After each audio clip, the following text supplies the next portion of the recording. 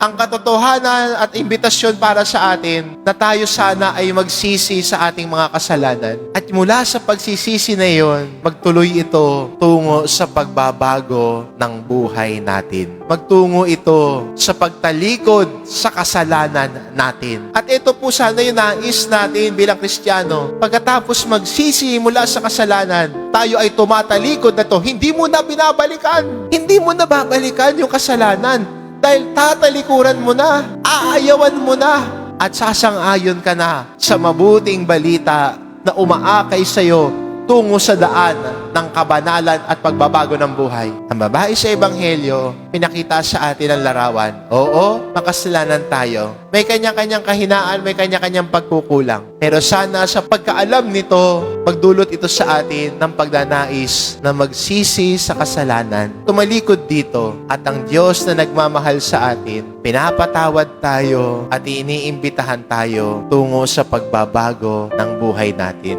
Kaya magandang grasya na hilingin natin sa pagdiriwang ng misa na ito ay unang-una ang pag-amin sa ating mga kahinaan. Hindi kahinaan at kasalanan ng kapwa mo. Yung kasalanan mo, yung kahinaan mo. At paghingi sa Diyos ng kapatawaran nito at ang grasya na akayin ka at tulungan ka tungo sa pagbabago ng buhay na inaasam nating lahat. Amen.